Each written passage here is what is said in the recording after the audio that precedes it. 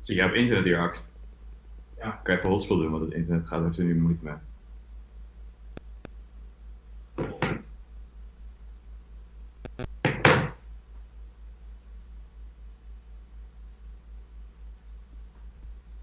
Oeh. Goedenavond. Goedenavond. Let's piss people off and do the entire thing in Dutch. Gewoon in het Nederlands vanavond. Toch? Wie is ervoor? I don't know. I don't know either.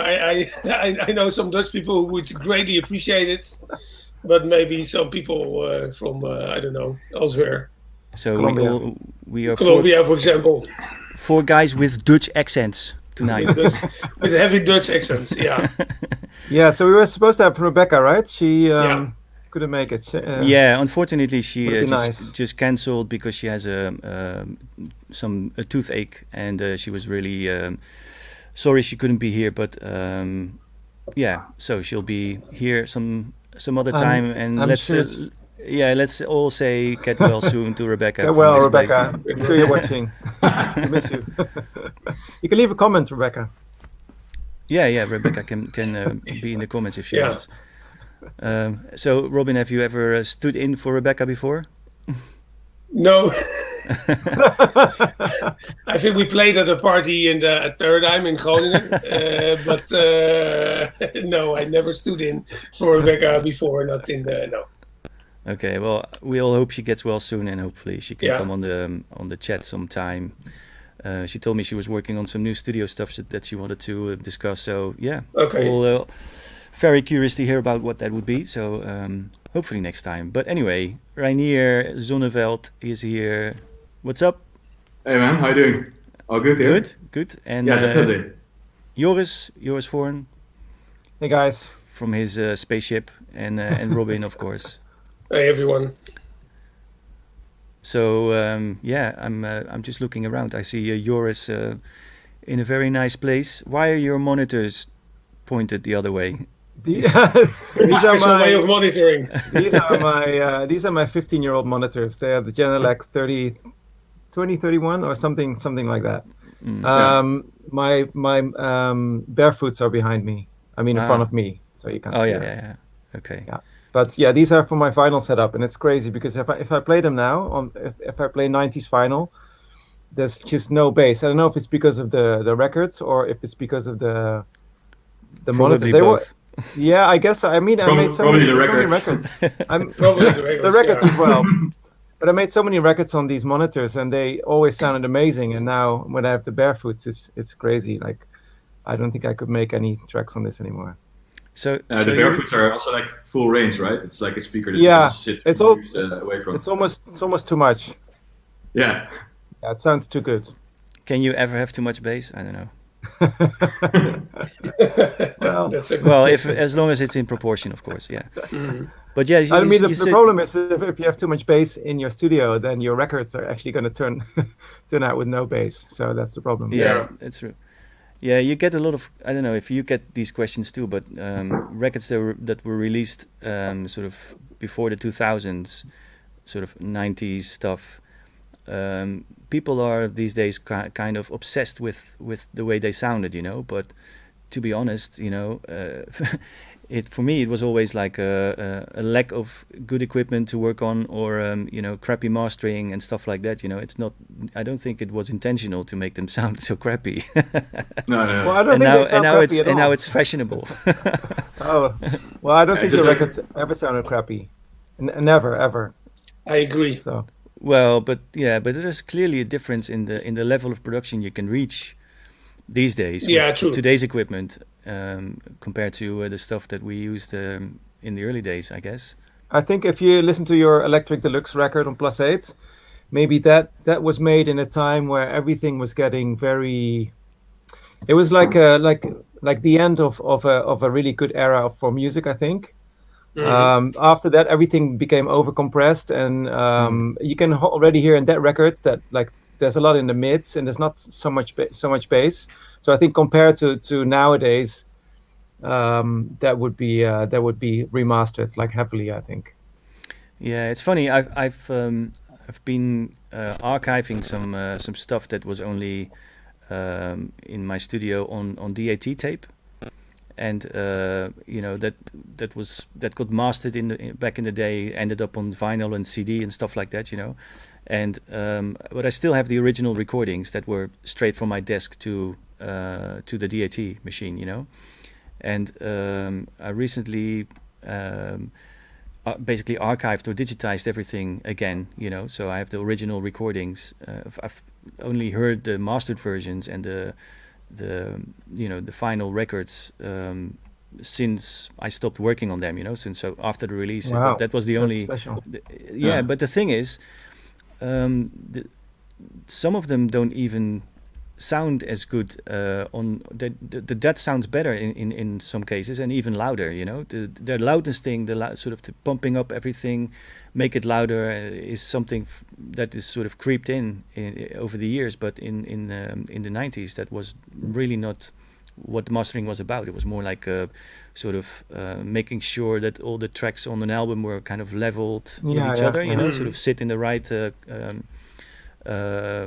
proportion with each other, rather than making it so loud that the loudness of your CD was or vinyl was competing with everybody else's. And I must say, some of the things that got mastered were done with like the very early ADDA conversion machines that were out there, and they had an extra step of making it analog to do the EQing and stuff, and then back to digital. And the quality of those converters, because they were so early stages, were actually downgrading the music, downgrading the sound in a bit. So listening to these old recordings, I was like, fuck, it's actually sounding much better than I ever expected them to sound, like the unmastered versions. They have something special, some clarity and some definition that wasn't there on the CDs.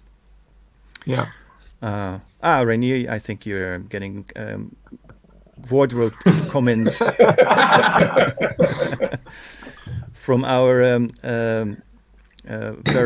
very active, probably the most prolific Discord member from on our Discord server.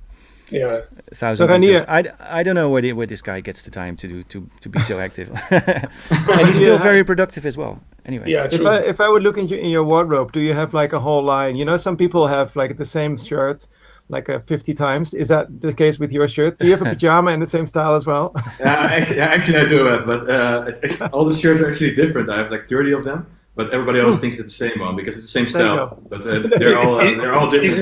Is it like a sponsor deal that you have, or no, I just really like them. So okay. And then you don't have to think about it. Then you just go somewhere and you just always wear the same thing. Then you also can't go wrong with it, Yeah. True. Well, it depends on your way of view. Some people think it always goes wrong with this shirt, but no, but fair enough. Yeah. Funny. Yeah, that's really funny. So you Joris said he did something for you had this Awakenings thing today. What was it? What was yeah, I was doing a cycling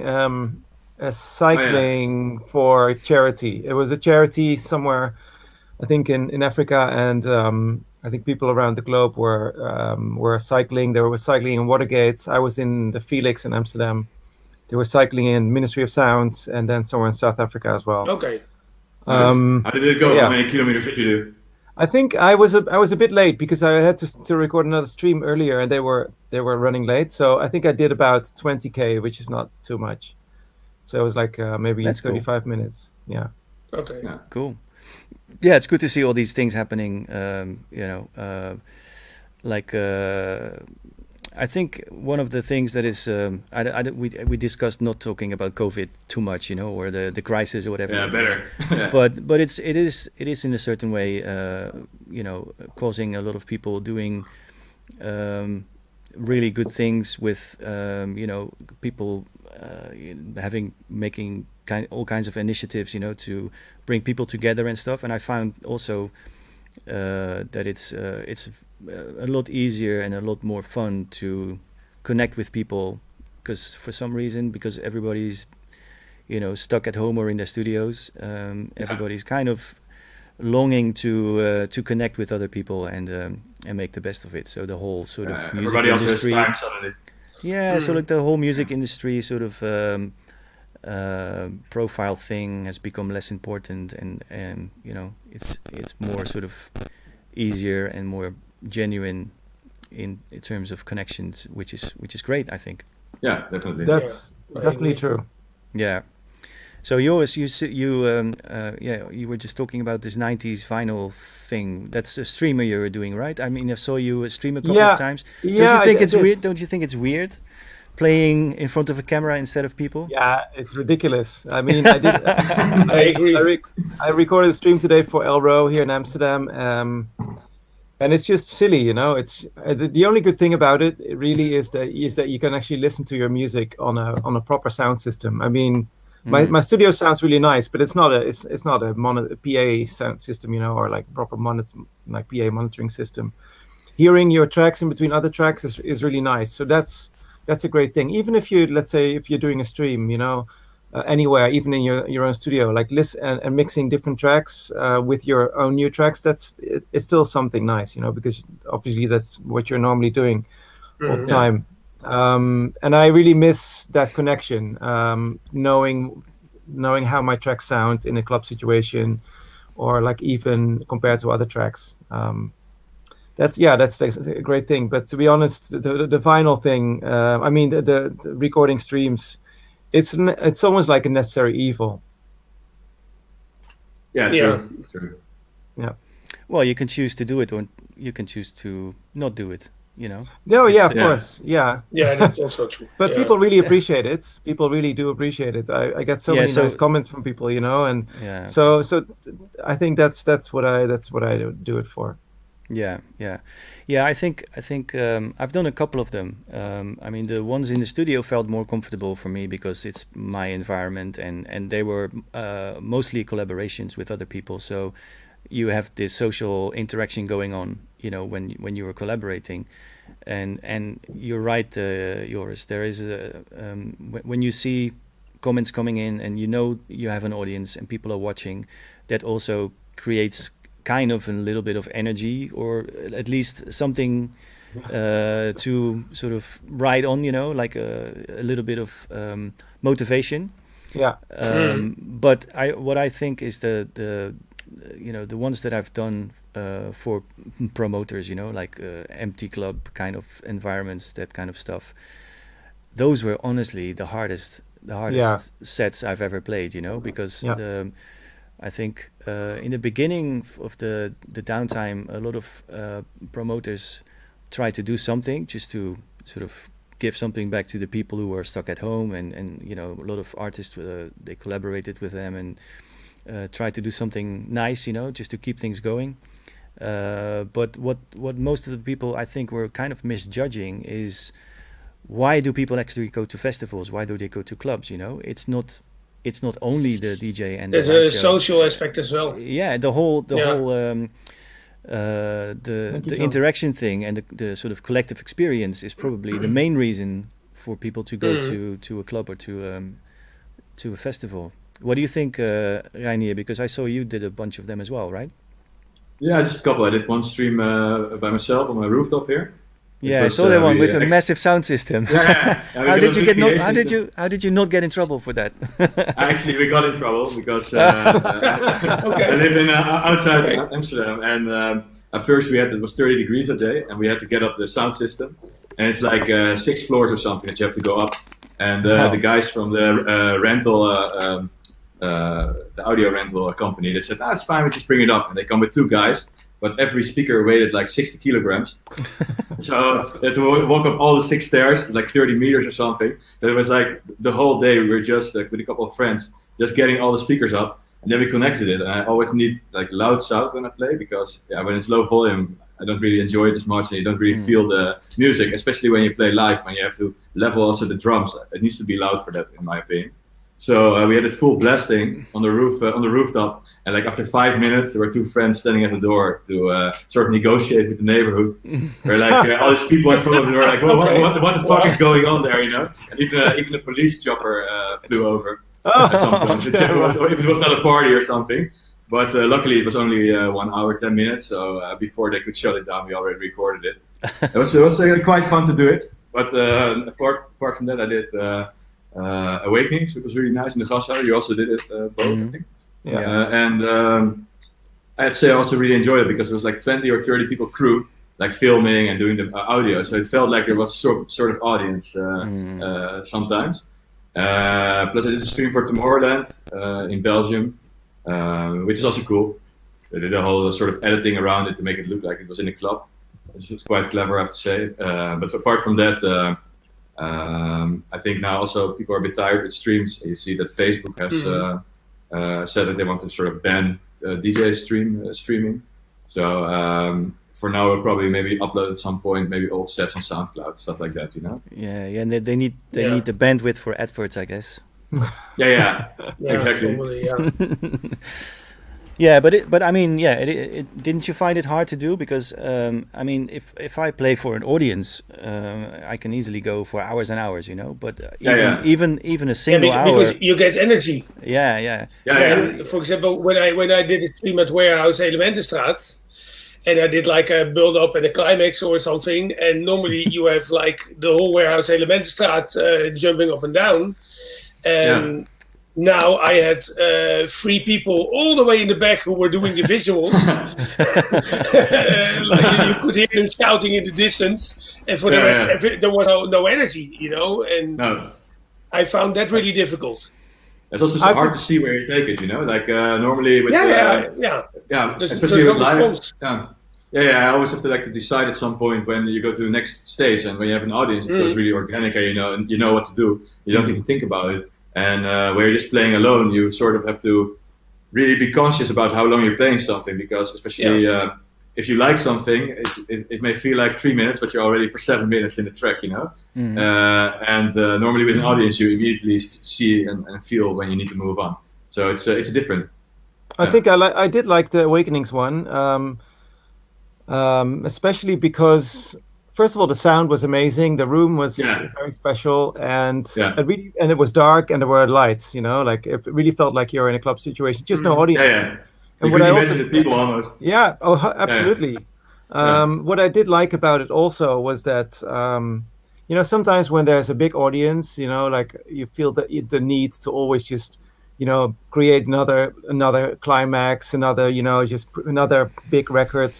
I have to say, when I played the Awakenings with no audience in that big room where I played so many times, I felt kind of in a way more free, you know, just free to just play kind of whatever. Of course, I knew what I was going to play. It was going to be like a nice solid straight techno set, but I didn't really make as many breaks as I normally would feel the need to do, you know, which is kind of liberating as well. So I think there's something to say about it. It's a bit more. Then depends. I think it depends on you as a DJ and how you play. But I think it can be quite freeing to just go for the music. In a weird way. I think it's also nice challenging when you have like an audience and you want to do certain things. You have maybe new tracks that you want to try out to get like a balance between what you want to do and what needs to be done to get the party going. It's also a really nice challenge, like sort of balance to. On one side have like what the room demands sort of, and what you want to bring in yourself that's maybe not really conventional. And it's a nice challenge that you miss when you just play for yourself, you know. I think there's something to say for both. Indeed, what Joris says as well. It can be liberating, you know, to not have an audience to cater to. Although, in my set, I found it a bit difficult, but indeed, I think it can definitely be liberating to just do what you like. Yeah. Yeah, it's in a sense when you are playing in front of an audience, it is there's a functionality to the music, and you are definitely aware of the. Like Reinier said, you have to, what if you have enough experience, you know what's going to work, and you know what you can do to kind of take a side road sometimes, Yeah. And I was wondering, Reinier, because I've listened to your music for quite a while and kind of followed what you do, but it seems to have been going kind of all over the place for the longest time, and now you kind of found your your vocabulary in a way, it's hard because I always like to make a lot of types of music, and in the beginning I was a bit struggling to find what works, and going all over the place for years, but by playing live sets like a lot of gigs per year, just touring, and at some point you get like the sound that you always wanted to have, like you have an idea of what you want to do, and then you can go deeper in that and make the variation in one style instead of changing styles all the time. But that having said that, I'm still now working on aliases, like different artist names that I'm going to launch when the parties come back again. So I'll do also for melodic music, like more the deep stuff that Joris also likes to play, to have like a separate artist for that. And maybe something really hard, like on the bit in the style of the early 2000s and 90s hardcore, just to really bang it out. Yeah, exactly. Oh my God.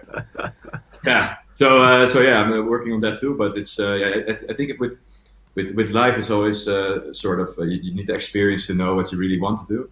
At some point you have a certain type of sound that you can really dive into and see all the corners of that kind of music, It's also a process, like all in the beginning when I started doing live gigs, like I think over 10 years ago.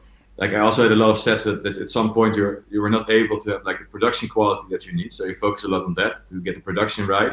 At some point you get lost in that, and you get way to focus on the production instead of just making the tracks you want, And it takes years of experience to get it to a level where you can do like I have the feeling now that when I play live, I don't even think about the production. I just know what to do and how to make it. You really think only about the music, and the rest goes by itself. So then you're also way more free to express what you really want. You're not constrained about boundaries of how you make things or stuff like that. You just know what to do, and you can just focus purely on the music. Yeah, I kind of train spotted your setup a few times. It looks like you're bringing quite a lot of stuff. I mean, the strategy I always take with playing live. I play live in several degrees. It's sometimes it's based on pretty much DJing or playing looping tracks and stuff like that. Sort of making new compilations by layering things. Yeah. And I always have an octa track, but sometimes I also bring in 909 and some other effects and things that run along with whatever I'm doing. Yeah. Hey, Marcus. Hey, Marcus. But for me, the key is basically to have a setup which is controllable enough to not even have to think about what you are technically doing. Yeah, exactly. And the flexibility to still be able to take the very quick turns in your sound. Hey, Fritz. Thanks, Fritz. He likes your shirt. Yeah. Fritz is the guy who's cutting the records, the Stoor records here. He's the vinyl guy. So good to see him here. Anyway, so yes, the balance between being flexible and not bothered by any technology that is sort of standing in your way, and still compact enough to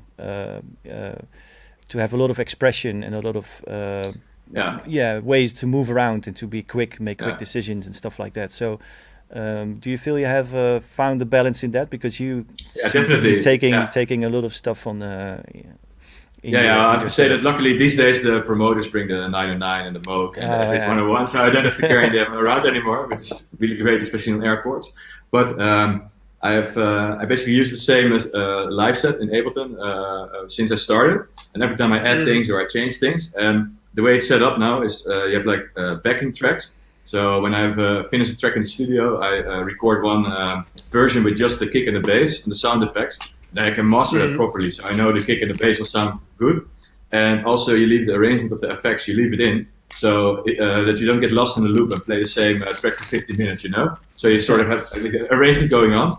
And then in Ableton, with Max for Live, I have a sort of a plugin written that automatically, as soon as I drag in a backing track on Machine, it loads the presets that I made, for example, for the synthesizer or the drums and stuff. It loads it in, and then I can including the MIDI. So it immediately has like the main synth line loaded up with the preset, and then I can change the notes, I can change the sound however I want. You start with like how it sounds in the studio.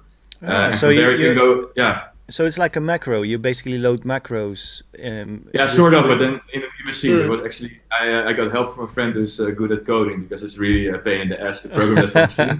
But I got it working. And so that way you can stick to the original if you want. Like especially when you have like a track that's really big and people want to hear that track. I don't go too crazy, but sometimes you can morph really flawlessly. By changing the MIDI, by changing the sounds, you can really morph into other stuff and go to the next track. And apart from that, I also have I use 4 channels on the mixer, but it's all flexible. So with one press on the keyboard, actually, I have some shortcuts. You can change, for example, to which channel the drums go. So if you're improvising, you can have the kick and the bass and the drums of one part on channel 1, and on channel 2 you choose to do another set of drums. And then you can really mix it in like a DJ set, and you don't have a separate channel, for example, for the drums, because what I really don't like with lives, for example, you had some live acts I really like, for example, Geyser back in the days. He did some really nice stuff on Minus, but his music is really suited to like combine loops because it's very minimalistic. But I found that in my music, if I go like with loops, I tried it before, but it really sounds like you're going from one track to another. You just play a new line in your arrangement, and suddenly things change, and it's not flawlessly. And I found that I wanted to go to mix like as a DJ, but if you do that in Ableton without sending out the audio to a mixer, it will sound crap also, because you need a limiter maybe to control the levels, and you're squashing everything as you go, And when you can send everything like to a channel, you can still improvise and do whatever you want, but you also have the flexibility to at some point say, okay, this is now a track, I put it on the channel, and then I just mix it like a DJ set. And it's way more fun. Since I started doing that, it took it to the next level, so to say. Yeah. Wow, that sounds like a very nice custom way of doing things, because I mean, I totally understand the choice of using a DJ mixer for a live set, because I see a lot more and more people making that choice, because it's a very contained environment. There's not too many things going on. It's easy to keep your head around what's going on what channel. And if you have like a 16 channel, if you have like a 16 channel desk or something, then I guess we've all done that. I don't know. But I still like it, but it's just too much work also to I think connect it and. For me, there's of course the logistic part of it, but I think if you have so many channels to take care of, with each with its own EQ and auxiliary sends and levels and stuff, all you end up doing is making the dub mix of whatever you're feeding. And you can also never, if your ears are tired from, for example, you're playing at a big festival, it doesn't matter how good the monitors are. After a half an hour, your ears are tired. And then I was fun when I was mixing with used the Yamaha RM800, like an analog mixer from the 90s, and that I would always oversteer the hi-hats and the cymbals at some point to extreme levels, because your ears get tired. You have no idea what you do with the individual channels. And in that sense, it's way easier to use a DJ mixer, because you just also see from the levels on the mixer, you can already assess if it's like ballpark, okay, what you're doing, Yeah, it makes sense. And it's more flexible, because it is like DJing with stems almost. You can pre-listen as well. That's what I like about using a DJ mixer in a live setup, is that I can pre-listen, like, hey, shall I add this or that, and I can decide beforehand before I throw something in. Yeah, it makes sense. Yeah. Cool. Yeah. Yeah. Nice. So, are you sharing this Max for Live thing? You want it? Yeah, I can check it out. Yeah, so definitely. But it's really dependent on the versions you use, because I think it was at the Connect show. It was like with Time Warp and the Wings Together last year. I was playing before you, I think, Joris. there. I updated the machine in the Ableton, and then the Max for Live didn't work anymore. It also needed like the exact code of the license, so I had to sort of via internet of my phone. I had to time machine back to the earlier that day. Luckily, I could do it. You can check out if it works. The Max for Live, I will send it over. Yeah. No, I will probably not use it, but I'm just interested in how it's put together. I mean, the thing is, it's so personal. It doesn't even make sense to try to use it. You know what I mean? But it's basically built around the switching. It's like a workaround. You have like the patterns in the scene, and the patterns and the individual sounds per pattern, in the grid, and it basically just switches to the right pattern and the right sound in that grid. That's all it does. It's not really complex. It's just a way to make that work. That it sort of selects, as soon as you drag in the track, it selects the right tabs in the groups and the patterns and where the MIDI is stored. Okay, sort of like MIDI, how System Exclusive used to work with MIDI, basically. Just embed things like preset locations and stuff like that. Exactly. But you need to put in the MIDI all by yourself. So normally at the end of the week, when I went to gigs, like the Friday or the Thursday before you fly, I would quickly save everything from the studio, put in the new MIDI lines of the tracks, and then line it up, and then you connect it basically to where which MIDI you should select per track, and then it works. So it's still a lot of a manual setup actually that is involved. So the stuff you take on. The stuff you take on stage, is it also the same stuff you use in the studio to write your tracks on, or do you kind of simple it down a little bit for your live show? It really depends. Like if there's this track that has like a very specific synth sound, like that you really delve into the sound design, and it got really detailed. I sometimes record audio part, like to have like multi. How do you say that? You record different notes on the keyboard from every synthesizer, but you have exactly that sound. But usually it's like a ballpark, the same sound. I just make a preset in a synth that I can use inside Ableton. And for complex sounds, I just use a sample basically. Yeah, and I think for some tracks I also have like the complete stem of the synthesizer. If it gets like really complex with a lot of modulation, it makes sense to have like also the original audio there, just in case. Yeah. I think you do that as well, right, Robin? The stuff that you play live often ends up being the track you release. That's what I usually do when I do a new live set. I test a lot of stuff out, and then if I'm really happy with it, also how it maybe works for an audience or whatever, or not, I don't know, but eventually then I decide to release it or not. Definitely, if something of mine gets released, it's probably been played out for a few months already to see if it's working and how it works, etc. Yeah, absolutely. Yeah, and I guess you can adjust the final arrangement or the final form it ends up in by having the experience of. Sometimes you sit in the studio and you think, this is such a nice vibe or loop, and you make it like 5 minutes, and then when you play it out, it's like after 2 minutes you think, what the fuck why is nothing happening? You mix it out again. Yeah, exactly. Yeah. But yours, you said you do you use your DJ set sometimes to test your sort of demo stage tracks. Yeah, right? all the time, always. Yeah. I never do do that. Really? No. It's the best thing. It's one of the best things about DJing, about being a producing DJ, is that you make a new track, you're very excited about it. I make either here in the studio or I make it even on the way to a gig, and I play it out. And for some reason, the first time I play it, it's always the best time. Yeah, it's always extra special. It's always that moment, and you're like, oh wow, this is really like people seem to be really much more into it than all the other music. And then the next time, that's just because you play it a lot louder. Because it's unmastered. Everything. That's actually the reason that I start playing live is to get the special feel and the kick out of making something, and then. To see how that translates on a party, Like I like it so much that I started to play only my own stuff.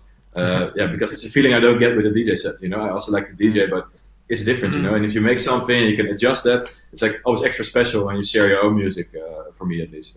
That is. Especially that feeling when you make something new and you're looking forward, like, fuck, and tomorrow I play a nice gig and I can try it out. It never gets old, you know. That's really why I do it. Yeah. That's true. That's true. I remember the day that I made a track called MPX 309. I made it in my studio, I think 2006, recorded on a very crappy sound card, just my 909 and a 303 and MPX reverb that I have in my studio still. And never actually used since then, but that's a different story. I made that. You should, because it was quite a successful track. And I just made that, and I was sitting in the studio, like, wow, I think this is a pretty good track. And I listened to it. I was playing at Fuse that night, Brussels, and I played it about 10 times in the car, and I was like, oh, I think this sounds really good. On the night, I played it 3 times. I think Stefan from News was playing after me, and in the middle of his set, I said, like, can I play this track again? I played it again for the 4th time. But that's you know, these moments are like unforgettable. Like if you just made something. I mean, with that track, I just made it. I couldn't go back to any stems or change anything. It was done. It was just stereo recording. It was just one take. Minutes. Yeah, one take. I probably cut out like maybe a couple of minutes here and there, but there's nothing that I could do to it. And then it's amazing when it works, you know, and to have that feeling that you've done something and that you know it's going to work. That's quite special. Yeah, what I think I was referring to more is testing the sound in a club. You know, if how the track sits in context of the other stuff you're playing. Yeah, and that's what I mean. That I don't do that, because the thing is, sound system. Every club is different. Yeah, every sound system is different, so it's not a really honest. Yeah, I would go for festival check. Basically, festivals are way better for checking because you don't have the room reflections. You know, if it's like open air without walls. Maybe, but I don't. I mean, the checking it for functionality, of course, you know, that can work. Yeah. You know, did you get the arrangement right? You know, how does it feel on blown up to such big proportions? That's something you can never do in your studio. But sonically, I don't trust club systems more than my monitors. You know, I don't get any more information out of playing it to check the sound in a club than. But I do sometimes, you know what I mean? because I sometimes I have the issue that I try to make something sound a bit too balanced, too nice, too perfect, and maybe also with my studio is quite like calculated. It's like perfectly designed and everything, so everything sounds too perfect. So as soon as I just open my 909, I don't have to do anything to it. I'm like, wow, this sounds fabulous, you know, and I get really excited. And then sometimes I get even to the airplane, and I listen to it next to all the other promos from that week. I haven't done that for a while, obviously, but I used to do that. And then sometimes I'm really like, damn, this really sounds like nothing. It's just like, it's very thin. I missed the punch. I missed this, missed that. And then when I listen back to it Monday morning in the studio here, and I'm like, that sounds perfectly fine. So I get, I mean, this is a personal issue, of course, and I don't know who to blame for it, but I really am happy that I can check my tracks in the weekend, even if it's on a crappy monitor system, because if it's still works on that crappy monitor system, then I might know, you know, actually this still sounds really good. So are the Barefoots your only reference, or it's the only ones? Yeah, I mean, I have those and the Genelecs, but I don't have them connected. No, but I mean, so you don't switch to different systems to sort of cross-check. But the Barefoots have this little thing, which is you have is that to make them sound crappy? Yeah, so to make them sound crappy. Which is which is not really fair, because it still sounds pretty good when you put it on Cube, which is the Cube reference monitors. But that's more for checking if it sounds good. Let's say on a boombox or something. But do you use that? Is that something? Sometimes, but it doesn't really get me anywhere, you know, because it also just sounds better sometimes. It sounds even better, you know. Yeah, it's weird, because then it takes out all the bass, and then you just hear like a very flat but very crispy sounding thing, and you're like, oh, that's pretty cool. This can just go on the radio like this, and then you put it back to flat, and then you're like, what? Then everything booms into your face, and you're like, maybe that's a bit too much, but then you actually need that for a club situation. So I don't know, man. I think all this like mixing and mastering tracks, it's still a headache for me. Just a way of listening, I think. Also, what I really like about live is that the sound is so loud that instead of hearing, like for example with kick drums, I really always focus on kick drums. For me, it's super important to have them good. If it's like so loud, if you're playing, for example, in Germany, I really love it. You have like Sisyphos and the Hammerhalle, like it's like 120 dB or something, like insane levels. And then you can just, instead of listening, you can feel the kick and the bass, and then you really hear the dynamics and the pitch modulation of the kick. You don't hear it, but you feel it. And sometimes there's a really big difference in feeling a kick drum than in hearing it in the studio. It doesn't matter how loud you turn it up. You need like a big PA to really feel. Yeah, no, that's exactly what I mean. Okay. And then that's also what the PA booth starts vibrating, and you know exactly like, okay, this sounds exactly how I wanted, you know. So what kind of monitors do you use to check your stuff in the studio, Reinier? I have the PMCs, the 8-inch ones, and then a subwoofer with that. Okay, nice. 8-inch, which are the MB ones, MB2s? No, it's the 228. It's like a new one they made a couple of years ago. It's pretty nice. And then with the subwoofer, because without the subwoofer, they're a bit lacking bass. You really hear the bass, so you can hear. I think down to 30 hertz or something, and it's like really precise, so you can really hear what happens, but you don't feel it at all. You just hear it, and that gets a little bit boring. So I like to have the subwoofer on. And actually, I got a new room. Like I used to work here at home, but the ceiling came falling out because it's an old home in Amsterdam. And I came back from holiday, and it was like everything was white. Like the whole studio was completely filled with stuff from the ceiling. So I had to clean everything down, and I was like, fuck, it's taking weeks before it's fixed. And luckily I could find a studio space. It's pretty small, but it's the first time that I have a studio room that where the subwoofer actually works. Normally I hate subwoofers because it never sort of gels with the sound from the monitors. But this is the first time that it actually, you don't even hear that you're using a subwoofer. It really feels like it's coming from the speakers. And the mix has been translating really well, so it's good because now I can have like the fun of putting the subwoofer really loud and still have a mix that translates well. So that's great. Yeah. But I want to get, like, when I have a space that's bigger, I was planning on maybe get like an industrial site to get like a building and to build a studio for myself and maybe 8 or 9 other ones that I can rent out to musicians in Amsterdam, because there's a big lack of studio space here. Good idea. To build like super nice big studio and to have like the full range speakers. And maybe also like an old Function 1 system that's really like beaten up, like from a club, you know? Just to have it in the back to check, to have still a PA feeling instead of just the clean monitor stuff. Yeah, okay. But yeah, this plan I had in February, March, I wanted to do it. Then COVID came and I was like, well, I saved my money for a while. Better. So yeah.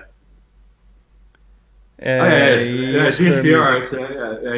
He got my old Mackies that I started using at the beginning, like the HR8 or something. He's doing some pretty great mixes on them. Actually, I have to say myself, I fucked up all the bass on that. I don't know why, but for him it works, so that's great. Yeah. Okay. Cool. We have a question coming in from Philip Zavi. Question for everyone. Do you guys prefer to record multi-track recordings or the whole stereo output from the mixer? Okay, yeah. Who wants to go first? Joris. When I was in the studio with you, Jochem, I think, which was a couple of months ago, I really learned how amazing it can be to record multi-track. And it's something you did a live session, right, on the stream? Yeah, together. Kind of. Well, it was. We did actually do a stream together. You're still invited, by the way. Yes, I definitely want to. I made a new mix CD, and which is for Global Underground, and it's Rotterdam. So I wanted to have an iconic Rotterdam name for collaboration, which is Jochem, and I did one with Secret Cinema, Jeroen as well. Nice. But then we went into the studio, this beautiful Stoor room, and it was amazing how you just turn on, you just press record multi-track on Ableton and record whatever we're doing.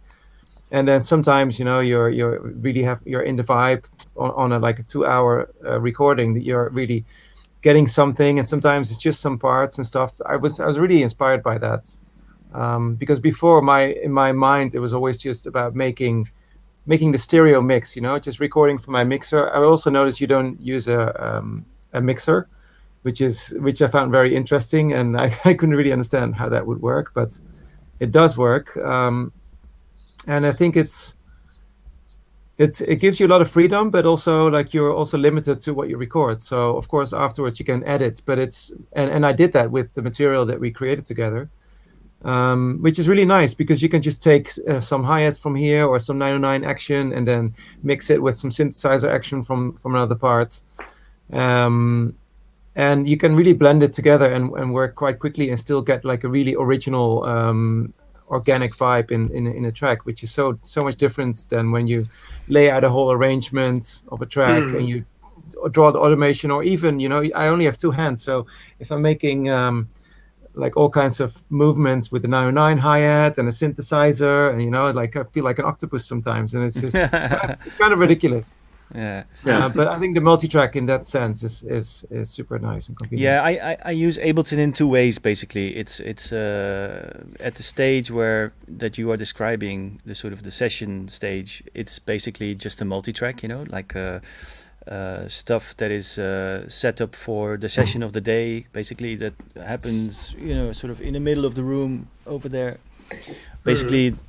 There's no fixed setup, so I don't like to. I've had my studio wired up in one fixed way for ages, but somehow I'm quite easily bored and easily distracted. So when something is the same for too long, I just lose interest. So for me it works better to start a new session completely fresh.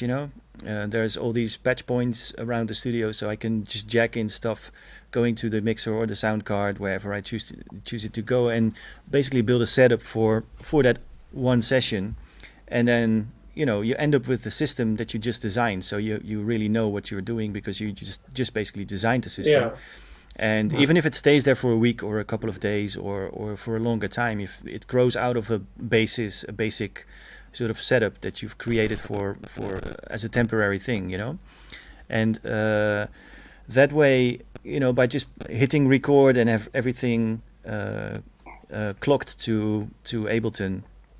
I even have usually I have a fader on the master clock, so I can easily change the tempo during the session, or I can double it or half it or whatever. So you can play around with tempos very easily. So you're not stuck to a certain tempo or whatever. You can just improvise with pretty much every parameter in the setup. But the thing is, when you are just finding things on the go, just noodling around and changing parameters in your setup, and sort of noodling and tweaking, there's always a few moments or some moments during the whole recording where you think, this is really a goosebump moment. There's something, things start clicking and they start sort of making sense, and maybe that's not the thing you were setting out to do. You had in mind when you started it, but it happens, and it's already captured when you record it like this. And like Joris said, you can do, the other way I use Ableton then is basically just to go back to the session, select the parts that sort of stuck in my mind from during the session, and then select them and kind of improve them. Sometimes just cut some of the tracks out or enhance them, sort of do the cleaning up, compression, whatever, sort of the enhancing of and sometimes you can even overdub afterwards. But basically that's a way to make music come together very quickly, instead of sitting behind the screen and sort of slaving away and trying to build it up layer by layer. You already have all the layers going at the same time, and basically you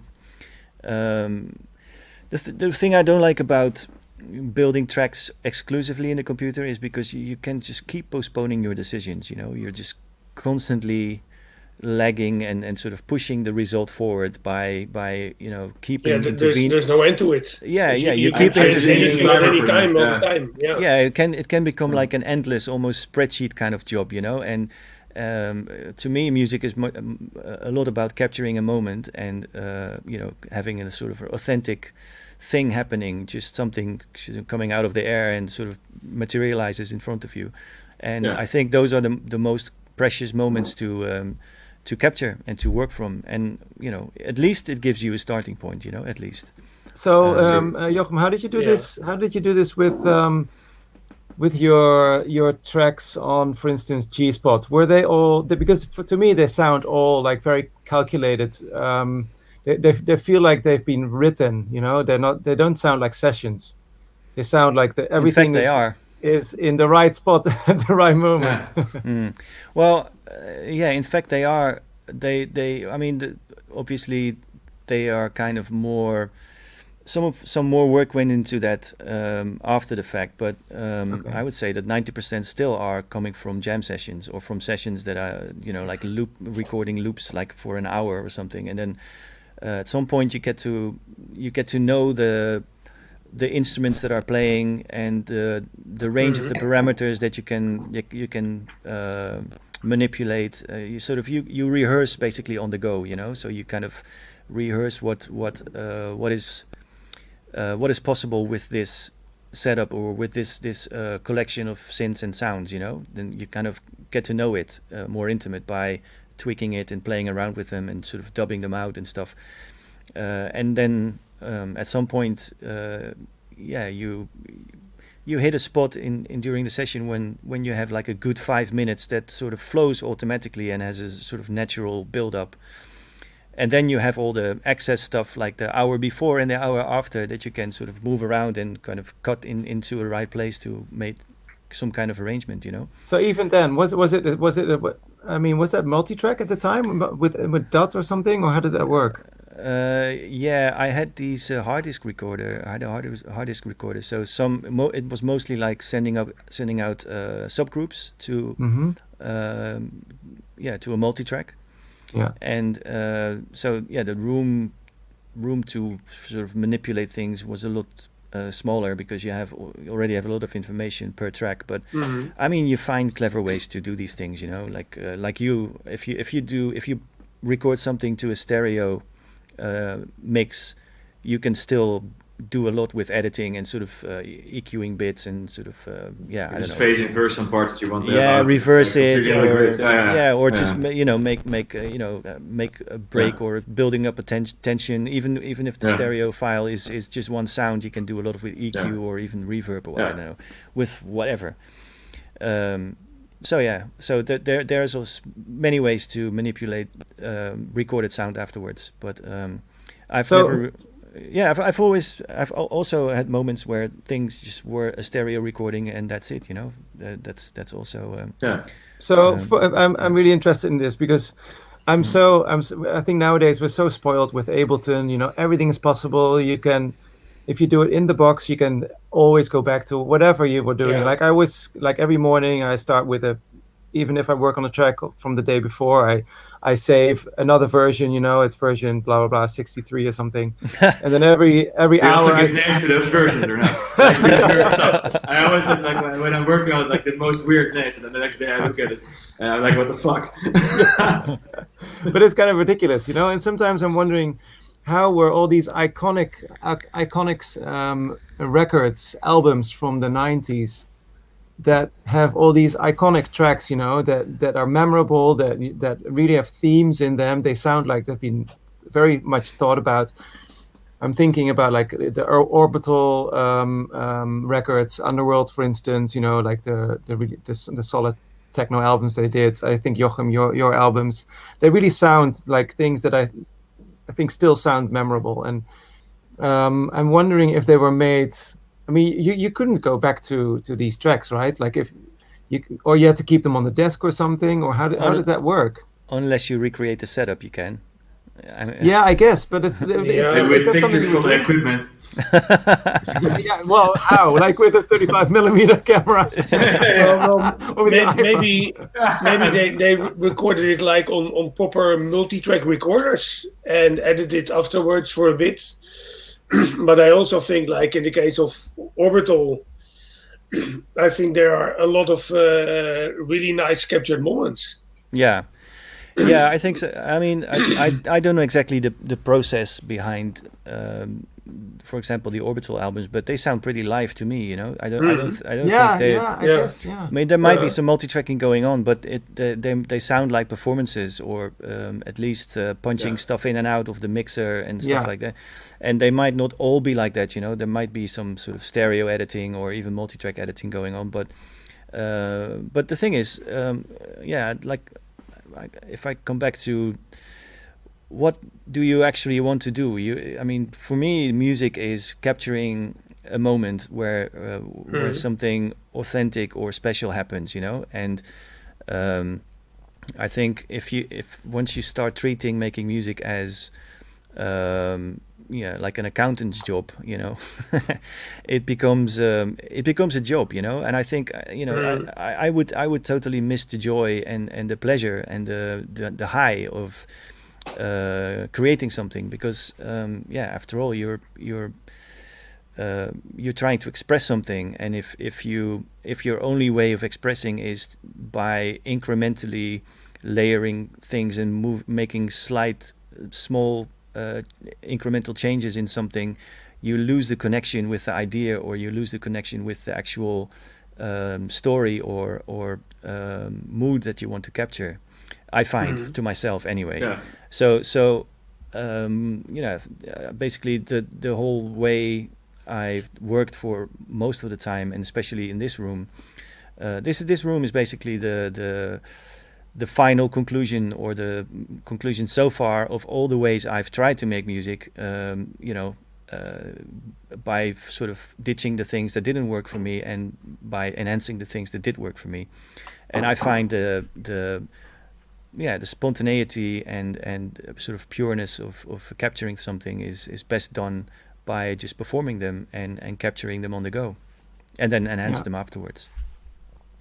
Yeah, I have a sort of reverse way of working. Like when I have an idea for a track that's good, you know, like in my head, I just drop everything I do and just grab my laptop or whatever I have, even my phone, you know, to write it out as quickly as possible, like within 10 minutes to write out the idea, and that I can remember it. And then later I produce it in the studio, and I just start from scratch in Ableton, and I just recreate exactly what I had in my mind. Oh, what do you write out? Do you write the notes, or do you? Yeah, I usually just sing it in my voice memo. Okay. And Joris laptop. Yeah, that's my camera. I'll be. I really like this screen, like very old school. This is a first on the Knob Twiddlers. That's a first. Overheated camera. Yeah. Yay! Hey, he's back. Yeah, this is my regular camera. I mean, this is my iMac. You look just as good with this camera. So don't worry about it. But that's interesting. So you sing stuff to you, or you talk, or whatever. You use like, for example, like I just record like sort of boom boxing the drums, and try to sing the synthesizer, and then writing everything that's important, or I think is important to remember the idea, because I found that if I don't record it in some way, I always forget it. But if you have like some sort of like a note to yourself how it sounded, I can sort of remember it still the next day. But usually I just go to my studio as soon as possible, and grab my laptop and quit whatever I do, and I just try to make a really fast, in 20 minutes, like sort of basis of the important things of the track. Then I have that, and I finish it later whenever I have time, or whenever I feel like it. So you still have like the spontaneity of something that was created in the moment, somewhere in your mind, but you just produce it from scratch then. Yeah. And does it work? Does it always work? Or do you end up with, do you use it as a starting point? Like, okay, I have this idea and I sort of beatbox it to my phone, and then it turns out something completely different. Yeah, I used to have that a lot, but the last years I have sort of timers set up in my head. I used to have them as like timers on my phone. So, for example, on the drum beat, I can only spend 30 minutes. Hey man, you should do an album with all your phone demos. Actually, unplugged. Sometimes I mix the beatbox in with the drums actually, but it's sort of timer setup. So I say, for example, I can only spend 1.5 hours on the synthesizer, on the sound effect, or stuff like that. Oh, so you have a very rigid. It used to be like this, but now I don't use the timers anymore, but I have them in my head. So at some point I know, okay, fuck, I'm going to switch the ID now, and then I just stop and go back to what I had, and I go from there. It's just like sort of putting restrictions to yourself to not get entity lost in what you said, that you get dragged away by something, and you end up with something completely different. So in a way, that's a bit the same as improvising, because you have an idea and you try to put it on file, Yeah, it makes sense, yeah. That's cool. Yeah. But I would like to have my live sets multi-track, but I don't do it because for me it's too much work to manage all those files. If you so even recording my sets, if you play a lot of gigs, and at some point I just don't want to have it recorded, and they will send me the recording later or something. But I always find when there's something really nice going on in the live set, I try to recreate it, but I'm never able to. I think I remember how I did it, and then you're in the studio and it's not the same, and I just don't bother with it anymore and make something else. Like to recreate something that you improvise is like really hard in that sense, That's true, because it was basically a moment, and it worked. Worked there and then. It worked there and then, and not necessarily somewhere else. Recreating something is probably the hardest thing you can try in the studio. If I don't know if you've ever lost a track, like a crash or something, or definitely. I had a hard guilty. And then, I think we've all made that mistake. If you then go back and try to recreate what you were doing before, impossible. It's just no way. I do sometimes with when I do like some remixes in my because I'm playing live, but sometimes I also want to drop in a track that I really like. For example, classics and stuff. I used to always recreate them first because I did a remix for the PPK track, the Resurrection. And there is no multi-track of that you can get. So I first recreate them, like to make recreate the track as good as possible. Then I make parts from that, and then I remix that, But that's also but that's just the way, like to be really focused on, how do you say it? Like to be really structured, to really listen to the track instead of sort of getting too lost in the idea of the track or how you feel it, but you really have to how do you say it? Like sort of scientifically listen to it, like to really get familiar. Exactly, to really hear what's going on instead of what you think you hear, But it's good practice, like to remix those tracks. And also Age of Love, for example, and by trying to recreate tracks, you really get a good feel of how things were done, It's also quite interesting. I think some tracks are easier to recreate if you're recreating like someone's modular techno session. It might be a bit more complicated than something that was made on or sound recorders, and a drum computer. Yeah, like the ambient stuff, like the ambient background sound effects. I think Jochem, you also use a lot of field recordings in the tracks, or not? It's just modular. Sometimes. Yeah, like that stuff is impossible to recreate. Like it's so complex, you cannot do that. But there are also the parts of tracks that you didn't and shouldn't commit on. You just let it go. That sound effect I'm not going to make. Just focus on the rest. I actually had to recreate some tracks for my Global Underground mix CD because we just weren't getting the licensing done. So there was a Square Pusher track that I couldn't get licensed. Which one? It's from his latest album. I forgot. I forgot the name. But I just used the intro, which is fairly easy. He always uses the 101 or the 202. Oh, yeah. And I know kind of how how to make that sound. That's fairly easy. Then it was, if you just listen to all you try to kind of like separate all the different parts in your head, like by listening to it, it works quite well. And sometimes, and also I had to recreate something else by Alex Cortini or something that also couldn't get the license. Cortini. Yeah, exactly. In the end, I actually managed to make a track that sounded a little bit similar, but actually fit much better in the mix and sounded a lot more interesting. So that was interesting. And also I recreated some other tracks. Like I recreated a Human Beings track I think that was on your label, was it, Jochem? The Matrix. Was that your label, BMU? No, no, yeah. You're right. Yeah. Was that on your label? No. That was the Matrix was on Evolute. No, it was on Marcel. What's his name? Marcel Mertens' label. I don't know. I don't remember the name of the label, but it was But I think that, for instance, that track it's a classic Dutch techno track, and it's very very easy to recreate because they're all like very well easily played, wave station kind of sounds, and then it's not so complicated. But it's interesting. It was actually an SQ80. Oh really? And Sonic. It's was it? I was actually in contact with Allert about it. I've got the whole list of stuff that is made. I actually, the thing is, I did. There was something going on with the track because when I was cleaning up my DAT archive, I found the original master of the Matrix. Oh really? I had it, yeah. So and I still owe it to Allert to. They're going to re-release it actually in. Okay, I should get in touch with him because it's still kept in a safe place here. Oh, nice. But we had this conversation. I don't know where it is. I shouldn't even bother looking it up. But we discussed whatever was used there. So I think there was some Sonic stuff going on. It was also the Yamaha TX81Z. Yeah, exactly. Which I bought afterwards to recreate the bass line because I couldn't get it done properly.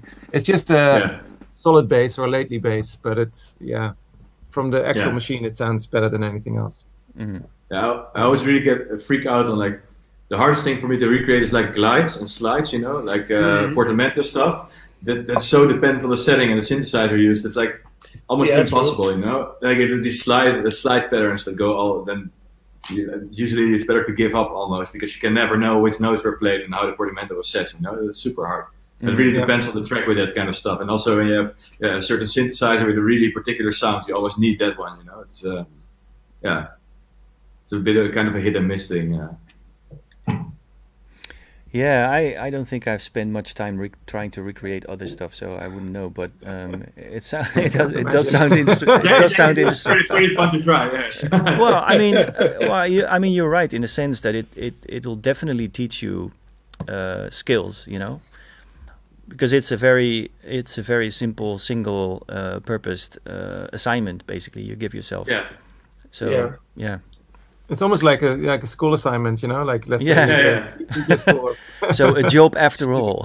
I thought we were all trying to get away from jobs, but yeah. Like admin day. Yeah, admin day. Hello, we have a question from Niels. No, I didn't record Joris. Anything. Did you record your live sets of A Day at the Park? So yeah, this was my only festival this year in the Netherlands, or like period. It was filmed, right? No, it wasn't filmed. No, it wasn't streamed. It was not streamed. But it was a socially distanced festival, which was fun, but a bit weird as well. I didn't record it. No. The reason is because I played too many tracks that that are not released. No, they were just not released, and I don't have a reason to put it out at the moment. So, but yeah, no. Summer jazz. Okay, favorite skateboard tricks. Let's go. I don't have so many. I'm too old to learn new tricks. You can't teach an old dog new tricks. No, but after when I was young, I was never able to do a kickflip, and 2 years ago I started skateboarding again, and I was able to do a kickflip, but not really good, and it's getting better. But it's a very bread and butter kind of trick, but it's pretty damn difficult.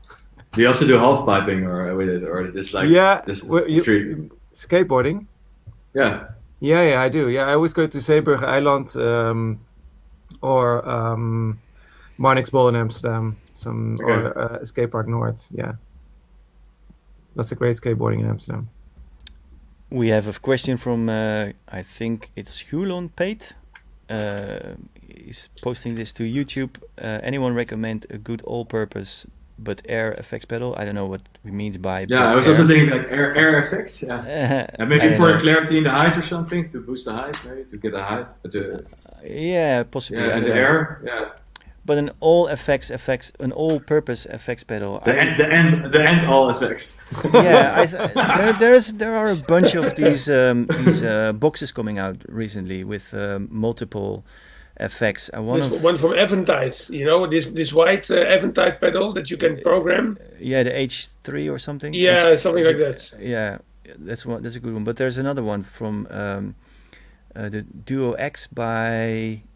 I forgot the name. What is it? The name again? The black one. No, it's let me see. It's actually I posted it on Discord the other day. Yeah, I saw it. Yeah, let's see. Horn, air horn effects. We have to ask Fritz for that because I don't know. And someone has an analog air horn available. No, it's So the one I was referring to is probably not answering this question though, but like a multi-purpose effects pedal, the Mod Devices, Mod X, Duo Mod X or something. I have that actually. Oh, cool! Yeah, it's like it's basically a computer inside a pedal, and you can kind of wire things together and make your own setups. I haven't used it. I tried using it. I plan to just bought it for putting it there. I'm probably not doing Mod Effects a favor. I didn't get sponsored, so I don't feel any obligations to say anything. But it's a really nice idea, and it's idea is amazing. Yeah, builds on like the idea back in the days, the Nord's modular idea. Oh, yeah. But it's much more complex. You can do actual delays, which you can do with the Nord modular. And you can do any effects. The problem is they're kind of user based, So usually the company would release an effect or a plugin that someone has been designing, someone that actually knows what they're doing. Mm-hmm. And I felt the the Mod Duo things were very basic bread and butter things that didn't sound. They sounded like very early VST plugins from like 20 years ago. But it's up to you to make some. Yeah, if you want to put in the time to make presets for that and just forget about making music, then that's great. But probably another 5 or 10 years, and it's not for me. I mean, I sound from the 90s. So.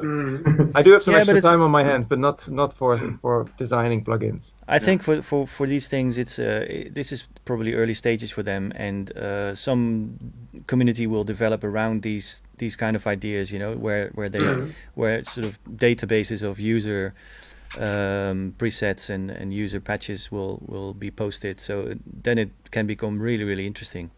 I guess it's a bit like Reactor. It could be a bit like Reactor, where users create their own. But to be honest, it's also difficult finding user made presets and effects on Reactor that are very, very effective.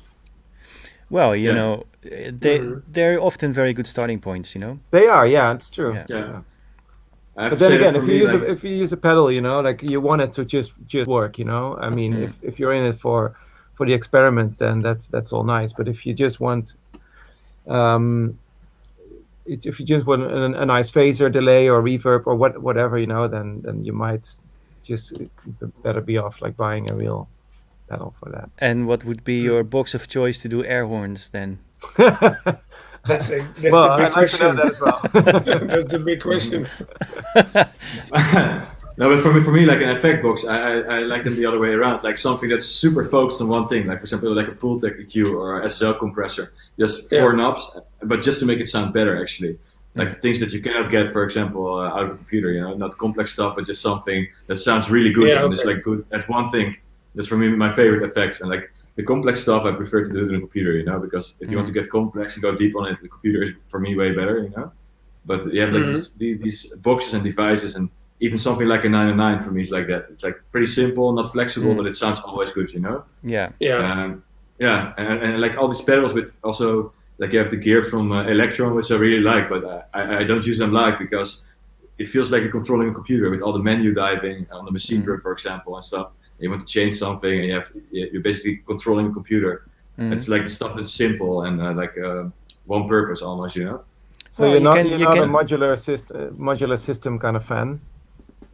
I really like that, but I actually didn't get it because all my friends who have been using Modulars, they were just recording 12 hours a day, these jams. that actually sounded like air horns at some point. Listen to this, you have like this sound, crackling noise, like shh, and then like a recording of 12 hours of that. Yeah, I will cut out the good parts later, but then the recording is so big that at some point you don't even have time to listen to the recording at all, you know. Yeah. So for me, that's like sort of, how do you say it, like a sort of crack variant for music that I don't want to dive into. So I really decided not to go with any modular stuff. It's just too much fun, I think. Yeah. Well, but you sound like you're a very disciplined guy, so I'm sure you can find ways to make it useful for you. I mean, it is true. It's like a complete vortex you can get lost in.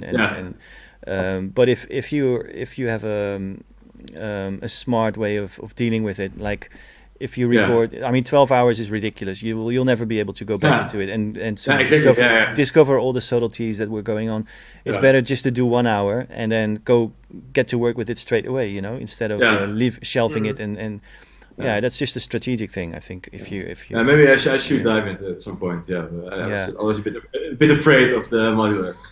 but what so you're an outboard box user. What kind of stuff do you use and for what purpose? Really depends. Like there's tracks of me that are like 100% analog. Like I used back in the days also to mix everything on analog boards, and then like separate sub mixer for the drums and like this old equipment that before analog got hyped. You know, like before 2010, you could pick up for almost nothing at a pawn shop or at a market. You pick up all the equipment, and I had like a bunch of them that I would use for separate things. So, for example, I have a drum computer going in this old mixer from the 80s that sounds really dirty and nasty, and then mix it all together.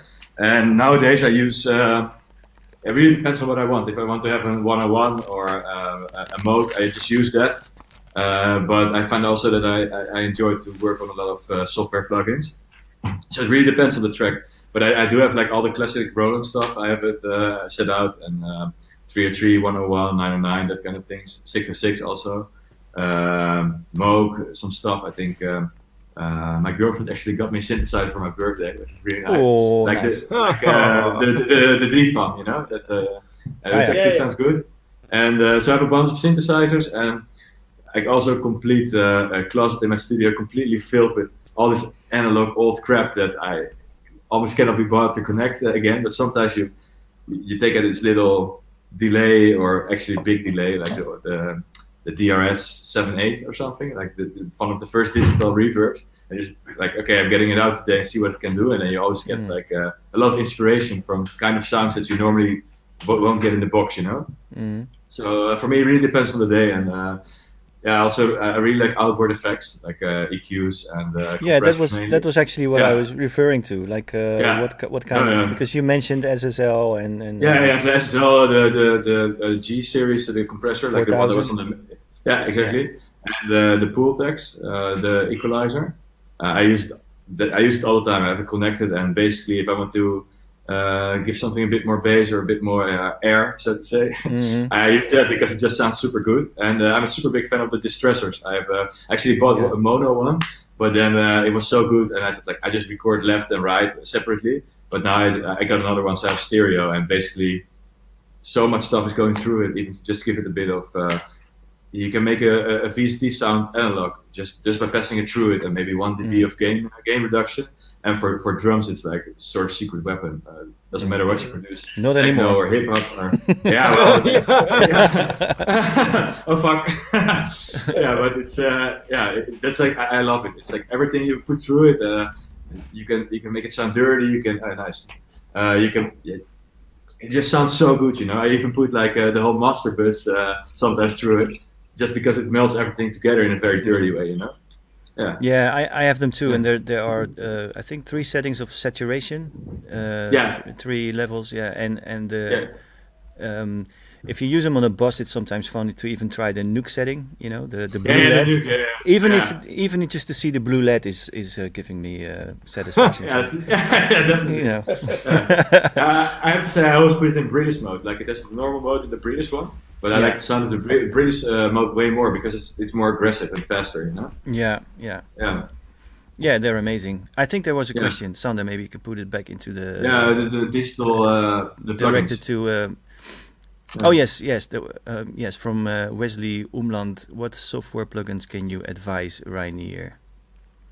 Yeah, it depends on what you want. Like I advise a lot of people who make music instead of using like many new plugins, just try to make a track. If you use Ableton and you have like the analog and operator, like the standard Ableton things, just limit yourself to using only the plugins of the program that you use, because by getting a new plugin, you're always like, before you're really familiar with it and you really understand what it's doing, it will take you days and days of trying it.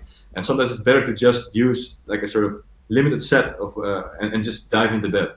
So instead of getting a new plugin, you should just learn what you have. Yeah.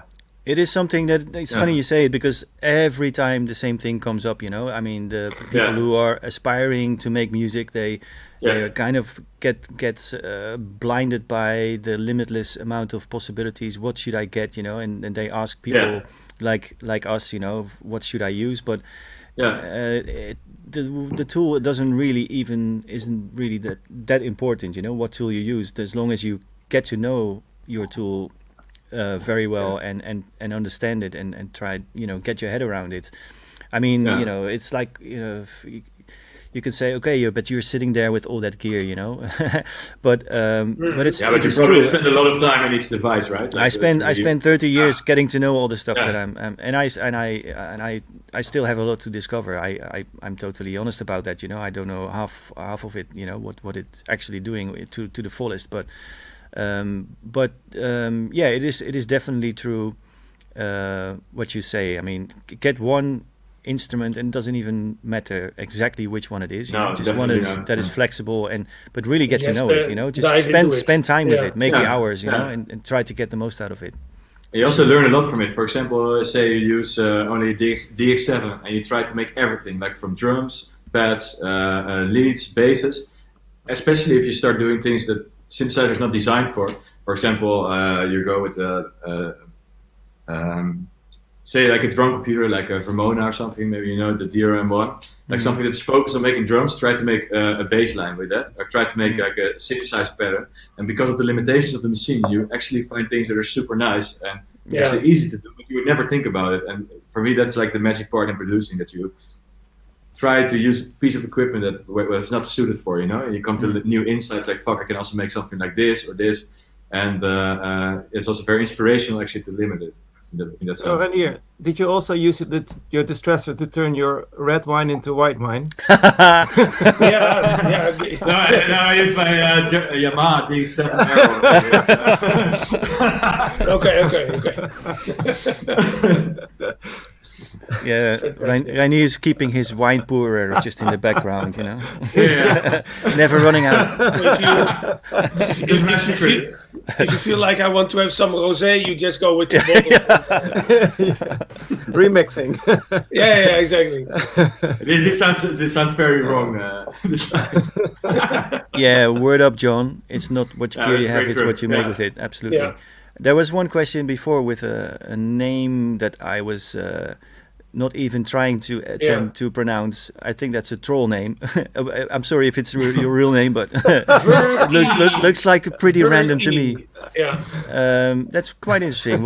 Was there any piece of gear that unlocked your understanding of how to shape your sound? That's interesting. It was maybe Robin. You want to have a go at this? The thing that taught you the most. Back in the day, the equipment that I bought was like very simple, like the old Roland stuff and all. But lately, it's been like two machines. One of them is the analog rhythm, which is a nice drum synthesizer, so you can really synthesize your drums from scratch. And the other one is a machine that I seem to constantly be rediscovering. It's called a Rosbox, and this is what it looks like upside down. And let me turn my screen up. Yeah. Some people at home, please, when you rewatch it, turn off your laptop, whatever. But it's a small free oscillator digital synthesizer with funny features like bit reduction and anti-aliasing on the filter and that kind of stuff. And you can get some really nice, weird, interesting things out of it. And actually, I took it to Jochem one day, and you jammed with it for like half an hour, and you already got stuff out of it that I've never gotten out of. So the Rosbox is one of these machines that definitely can teach you a lot about synthesis, because it's got all the basic stuff and some features that you don't find in other synths. So it's something, if you really understand that machine, you can probably get your head around most other analog synths. Yeah, cool. I mean, it's true for most simple mono synths. If once you understand the simple mono synth, you can pretty much find your way around on most other mono synths. Because the routing is usually quite similar. Yeah. The signal path is usually quite similar, the signal flow and stuff. Yeah. I think the one synth that I used like the most on my early stuff was the ESQ1. Okay. Which is a very basic synthesizer, but you can create everything. You can create like killer bass lines, beautiful warm pads and strings and pianos. Well, I don't know about pianos, but very warm, like synth stabs and like anything that really anything, like crazy effects and stuff. And it's got a sequencer, right? I guess. That's what I used to have one. I traded it for the rack mount, but I remember the full keyboard one had a very simple sequencer inside. Yeah, it's possible. Yeah. Yeah. But it's amazing. It's a beautiful piece of equipment. It's it is sample based, right? It is. It's partly sample based, but the wavetable stuff.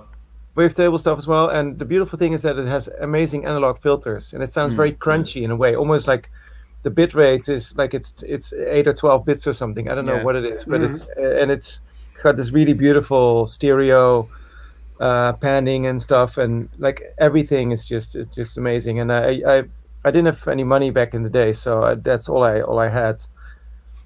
And that was actually after I had the Juno 106, which I loved in the beginning, but I kind of got very limited about that at some points. But the ESQ1, that's. And I think the question was like, what teaches you the most about like synthesis and sound design and how a synthesizer works? And that machine is designed perfectly. It's a very easy interface, even though there's no knobs on it. It's just one slider and a couple of buttons. Like you can still navigate around really easily. Like it's beautiful. Yeah. Do you still use it? Yeah. I haven't used it for a while actually. John from Duplex, he completely fixed it up. I actually have two, because one kind of was very crappy, and then I bought another one.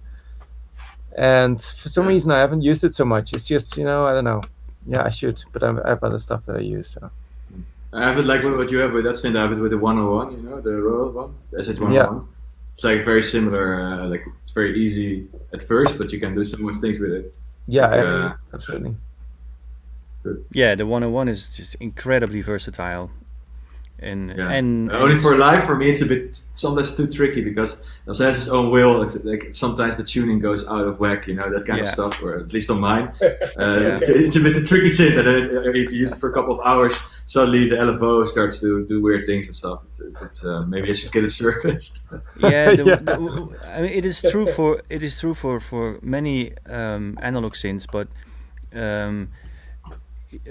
especially for the 101, if you use the filter and filter stuff all the way down, and it seems like the tonality also is going it pitches down a little bit, So when you have something and you think, okay, this is running nicely, and you turn up the filter, and all of a sudden you recognize, oh man, this is like a semitone out of tune. Exactly. So I was riding the tune button, like when I use it live. Yeah, I'm just writing the tune button, whatever I do. You're correcting it in real time. Compensating. Yeah. Okay. But for me, the favorite thing to do is like to put the resonance all the way up. It starts self-oscillating, and then with the envelope you can like sort of make these sub basses that move smoothly. Yeah. There's nothing that sounds like that. It's insane. Do you use sound system. Do you use the internal sequencer? Because I love that sequencer. I really like it. I really do like them, but somehow live I never want to touch the sequencer of the 303 or the 101 or the 909 even. I use it just in MIDI. It has to do with the timing issues. When you sync everything, like I like to layer stuff, and MIDI it's possible to get it quite. You can even get it sample accurate if you use audio to control MIDI. But close to perfect if you have a nice setup. And with the internal sequencers, at some point, especially if you play a bit longer, everything starts to move around each other. Or, for example, with the 909 and the 101, if you sync that with the internal sequencer, if Ableton has a hiccup at some point, it's immediately out of sync. Like you have to stop it. You have to stop it, exactly. So I always prefer MIDI. Yeah. Okay. I don't know if I'm using it the same way then, because I use the trigger input of the sequencer. And that's for trigger is sample accurate, so that's fine. That's what I mean. Yeah. So I never get. I'm always using it like that, just trigger it with a pulse or a rim shot or whatever, and then but just I don't go have through the steps in basically. live. Yeah. I have like a rack mount sound card that has 8 outputs, and I need them for a mixer, so I don't have a separate one for triggering things. And then I would have to bring another sound card, and it would be too much, But it's better, like with these internal sequencers, they can freak out, It's not what I want. Yeah, better be on the safe side for sure. Yeah, definitely. Yeah, but it does give you a different perspective on writing music. Always, when you're, for example, with a 303, and you're programming in a piano roll of your computer, it's not going to sound nice, You really need the sequencer of a 303 makes you do things very differently. Yeah, true. Yeah. Because you have the slides and the accents. It's things that you really need to do first before you start programming like that in the piano roll. It's still like a pain to program it. That's terrible. Yes. Like to be able to program something that you actually intend to program is no, but that's the fun, man. It's like it's like halfway between intentional and it's halfway between intentional and random. That's what it. It's definitely it's beautiful. Just, keep on going until you find something you like, basically. Yeah. That's cool. I'm cool with that. No, definitely. So there was one other thing. I when you play your live sets, Reinier, do you treat like the order in which you play things as a DJ set? Like, do you have a playlist, or do you just randomly think, okay, now I'm going to play this one, now I'm going to? No. I have like from left to right. Basically, if you scroll on Ableton, like on the left side, I have the decks, I call it. So that's where I can drag in the backing tracks, and then from left to right, it goes from my newest tracks on the left, and you can scroll to the right, and it goes like in order of time, because every week I add new things, and it goes to the left. So the more I go to the right, I have my old stuff. And so you kind of stash them up in sort of like a record box. A record box. It's like there's like audio tracks, like full of audios, and then when it's full, I just make a new audio track, and there's like, I think 1 terabyte of backing tracks now in there. So basically, since I started, everything is in there, and because you play it every weekend, you play a couple of times, I actually remember where everything is. So I think of this track, and I was about the same time as the other tracks, and they're all different colors. So you just scroll, and I recognize where it is. So and then I just drag it in, and I can go from there. I have to say that on the older stuff from like more than 2 or 3 years ago, I don't have the MIDI, so I have to then or not the good presets sometimes. So then I have a separate audio recording of the synths, and I cannot edit the MIDI, for example, or I have to recreate it live. It was too much work to do that for what I do with the backing tracks for all the old stuff. Some of them I didn't do it, and it's too much work to do that now, But when I play, usually just before the gig, for example, when you're in the car and you get picked up by the promoter and you're going there, I always have all these ideas. I'm going to play this and that, and then I'm on stage and I just delete everything I thought of in the hotel and just do something else, I think it's always like that, though. That's the same. Making playlists, in Tractor and thinking like, oh, I'm gonna do this or that, or I'm gonna play it extra deep tonight, and then you're in the club, you're like, oh, what the fuck? You need to be there and feel the audience, But I actually started to now always improvise. Like when I start, instead of playing something that I thought of, I always improvise now at the beginning, because it gets you more in the mood to do something crazy, and also to trigger your how do you say it? Like your creative juices. Exactly. Just begin with an improvisation. It's better than when I used to prepare always the intros. Then it's really nice, but it's completely prepared, and then it's finished, and you're like, "Fuck, what am I going to do now?" Because you have no idea. And if you start with improvisation, maybe it is not as strong, but you're already going, and then it gets better, True. Yeah. Question from Thijs at Reinier again. Is this the setup in the Markantine your biggest setup for a single gig? Oh, okay. So Thijs, you play somewhere and he asks. Yeah. If that was your biggest setup ever. No, actually, the biggest setup. Let's talk about the biggest setup. I used to at Illegal Racer I played like 10 years ago. I lived in Rotterdam then, and we had like a lot of raves at the at Rotterdam Airport there in the woods. How do you say it? Like in the park there. And I used to bring multiple analog mixers, all my hardware. And to an illegal rave. Yes. Nice. And but there was playing maybe for 20 or 30 people, but that was like the biggest setup ever. There was like 5 meters of equipment and 2 boxes full of cables and stuff. But it also got me thinking, like, I don't want to tour with this. So when I use it in marketing, it's like what I use at every gig, and that's for me like versatile enough to do everything I want, but also small enough to get it set up in under an hour, and to make sure if something goes wrong that you know where it is. Yeah. Mm-hmm. Yeah, you want to be able to connect everything in pitch dark with a bunch of crazy ravers running around you. You have to be able to rely on that, I guess. Yeah. Yeah, especially if at some point you end up fucked up and you have to connect. That's really a challenge when you do it for the first time with the stroboscope in your face. So Jochem, when do you play mostly DJ sets now, or do you still? I mean, now as in when you were still able to play. Yeah, actually, the setup I use recent years is pretty much Tractor with 4 decks and an Octatrack and some controllers, and sometimes I bring more stuff, but that's sort of the minimum setup. So I don't really DJ though. I mean, I use other people's records, but it's heavily manipulated, and I throw in my own loops, and I kind of program the Octatrack over top, which is, I mean, I feel like I'm cheating, man, if I'm just playing records. You know what I mean? Oh, really? It's like, yeah, it doesn't feel right to me. I always need I always need something to manipulate, if you know what I mean. Yeah. I would feel, yeah. I mean, I have lots of respect for people who are actually who really can do the sort of classical DJ thing, with playing records, and I consider them more like selectors, and I think it's great if you can do that, but to me it feels like if I would do it, it feels like I'm not doing enough, relying too much on other stuff. Yeah, I have the same. I'm the same. Does it mean that you therefore feel more like a producer than a DJ, or? No, I don't feel like any of the two. I just show up and performer. Yeah. I just show up. But I mean, put you in a box, Jochem. No, but you know what I mean, right?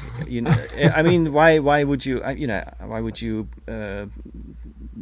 Put a name tag on it. It is something in between DJing and playing. I think that's two very different things, and a long that's time true. ago there were the DJs, and they didn't make music, and the other way around as well, and that was just the status quo. That was kind of how it was, and there was maybe a very small amount of people that were able to do both, but it was mostly DJs having someone next to them doing all the work, and of course in recent years it's been like it's kind of turned around like 180 degrees. There's hardly any DJs that don't make music, or producers that don't DJ. Well, the way I see pretend that they make music, I think. For you guys that doesn't count, but most of the guys actually fake that, right? So I think it's still the same in that respect. Yeah, I guess maybe you're right. Yeah, I don't know. I mean, I'm not thinking about the big EDM or like the big. I'm just thinking about you are. Somewhat more incredible. I'm thinking about all the lovely people watching this stream today. Yeah. No, but I mean, for the music you play, like in Joris' case, like Jochem, the music that you do is like also really suited to improvise with and to get crazy with. It's more minimalistic and more groove related, and yours really plays like tracks with a big arrangement and a lot of melody. So it's also like harder. You get combine sometimes 4 of those, Like it's also very different to combining like this more straightforward and trippy techno, I think. I mean, you can look at it from whatever way you want and try to categorize or whatever. But the thing is, what we are doing is basically we show up and we entertain the room, right? And I don't really. If no matter what tools you use and what your setup is and your approach, whatever, if you if you can give people an experience and have fun along the way, I think that's the most important thing, you know. Definitely, yeah. Yeah, true. So anyway, but yeah, it's the for me it's the freedom to be able to adjust things on the fly and kind of put my signature on it that makes me want to work this way. I don't like just standing there and you know, select records, although I don't have anything against it, but it's just not my way of doing things. Put your hands in the air. Yeah, showing off my my nice shirt.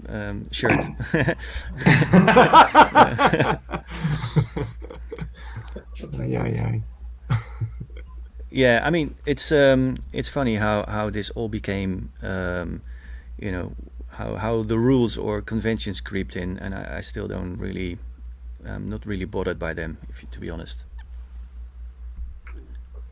Yeah. I was just zooming out to see what time we are living. It's almost 2 hours. I mean, we can go as long as we want, but you know, 2 hours is sort of the length that we are doing these chats for. So maybe this is a good time to do some housekeeping calls. If people want to ask more questions who are watching this on Twitch or maybe on YouTube, now's the time. Maybe now's the time. Yes, indeed. Yeah. And the other thing is, I would like to encourage people to have a look at our Discord server. We have set up this community on Discord where by now I think about 1,000 people are hanging out, and there's always probably around 100 online at the same time discussing things, pretty much the same things that we are discussing here, you know, just talk about gear, making music, process, inspiration, whatever. It's a nice place to hang out, so if you want to continue the conversation with us, you can come over and hang out there. It's a nice place, it's fun. And so if people have urgent things to ask us, do it now. Here we go. Christian Pachters. Will there Joris? Yes, actually, I mean, Kalshami created like this track, a couple of tracks like 2-3 years ago, maybe 3-4 years ago already, and we haven't released it yet. It's he was doing a kind of a dogmatic project, which is going to be called Dogma at some point as well, but where he goes in the studio goes in the studio with an artist. They take one piece of equipment and create a track out of that. So we used an old PSS 380 or something, like a very childish Yamaha synthesizer in my studio, and it was really nice. We created some crazy track, but just never released it so far. So only using that synth. Also, yeah, that was the plan. I mean, to be honest, I think we cheated a bit by. There we go. I mean, it doesn't really. It's kind of difficult making an actual bass drum from that machine. Everything else is possible, even the hi-hats. You know the machine, Jochem? No, which one is it? It's not from a CS series. Let me just get it quickly because it's a fun thing. I like how you describe childish. Childish, yeah. I think he means that it's a toy or something. Toyish. Ah, okay, yeah, one of those, yeah. Oh, yeah. So this thing. Okay. It's kind of broken. Do you know this? Have you seen this before? I've never used them, but I know. I know. It's a bit like a workstation, no? No, well, I wouldn't call it a workstation. It's more like my first Sony kind of synthesizer. Okay. No, it really is. It's also falling apart, but and why did you choose this one then? Like, why did you choose for this? I don't know, because it was a fun idea. It's a crazy synthesizer that actually does some really nice things. You can also hack it, and you can make it. It's not a preset box. It's an actual synth. It is an actual synth in a way, but you can there's faders and stuff, and you can change the sound, and it's a bit like a DX7, but with faders and very basic. But you can. Is it FM? I think so. Yeah, it's FM. Okay, cool. It's an amazing thing. Like it's you can make really great dub techno chords. It just doesn't have any MIDI or anything, so it's really intended. It's not intended as a studio piece of equipment. But yeah, we used this and we got some really crazy sounds out of it. I put it in Ableton. Yeah, we still have to finish it, I guess. Cool. That's a long answer to a short question. Oh, nice. and you told me on WhatsApp you finally found the WaveStation AD. Yes. Have you used it yet? I have used it, not in the way that I intended to use it, which was by using it as a kind of effects box, which is how you used it when we did our session together. But it's such a beautifully sounding machine, you know. Like I just can't get over how beautiful these machines from like the mid '90s, early '90s, how well they sound and how still they stood the test of time so well. Even if it's just like a single bass sound, you know, like there's such a wide range. There's something in high frequencies, mid and low. It's all digital, of course. It's wavetable, but it's beautiful stuff. And I really intend to dig deeper. I do have the WaveStation SR. I've had that for a long time, but that's more like a preset box. I think this thing is a bit more interesting in some ways, but yeah, it's more encouraging to kind of design your own sounds on it. Yeah, if you spend some time with it, you can choose different routings, and the effect section is pretty powerful. So it's pretty cool. It is wavetable, but it doesn't sound harsh as some other wavetable synths do. You know, it can sound pretty warm and very moody, and it doesn't take too long to actually get your own sounds going. You know, some synths, you know, it takes you forever to to design a sound on it, but this one is still pretty quick. You can get good results in a fairly short time. Then there's another question from Max Ferdinand. A production question: is there a way to hack the Juno 106 and use the chorus as an effect? I don't know. Yeah, I think maybe. If you really hack it and you hardware-wise you solder things, you know. I think the Juno chorus exists as a separate box. Yeah, you can buy it. It's as a separate pedal. Yeah, there's also a free plugin that actually copies it almost. Okay, there you go. Okay, well, there you go. Yeah. And there's also the Kiwi mods on the Juno 106. I don't know if that maybe has an audio input. I don't know. I don't have mine Kiwi modded, but I'm pretty sure most modifications do provide an audio input. Maybe have a look at that. I don't know. Moon Motel official asks Joris, how to tackle remix? Oh man, I get this question so many times, and it's a great question, but it really depends on the original. I just did a remix for London Grammar, for instance, which is like a very poppy band from London, I guess. London Grammar, yeah. And then, you know, if it's a vocal track and they want you to remix it, then they kind of usually don't want you to mangle it and sound like some kind of modular synthesizer session 12 hours long. So then you kind of have to respect the original parts, original melodies in some kind of way. If it's another track that is more techno oriented, you can really just do anything. You just take like one little bit of one of the stems and you start messing around with that. I really do like remixing vocal tracks. It's or pop tracks even. It kind of gives you freedom to play around with some well-written vocals, hopefully, and kind of rearrange them and in a way that it fits your own music as well as I guess more like house techno producer. It can also be a bit limiting because you do feel that there's pressure from a label to deliver something that actually fits kind of their expectations.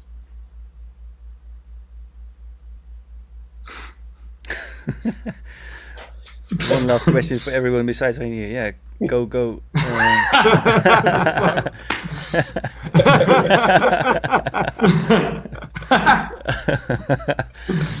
have no idea. Okay, well, cheers to Reinier. Oh, cheers to yours as well. You guys too. Yeah. I guess that sums it up. Unless you have, usually we do a round of plugging projects at the end. I think I'll start by saying, if people like this stream and learn a lot from it, check out our Patreon page, because there's stuff you can get from there. We do sound packs and even masterclasses and stuff like that. So if you like it, head over there and check what it's about. And I've mentioned the Discord server, so if you're interested in being involved in more producers talk and hanging out with knob twiddlers around the world, have a look there. I would say, yeah, that's kind of my plug for today. Robin, do you have anything coming up you want to talk about? Well, working on some projects that I'm not able to disclose here yet. But fair enough.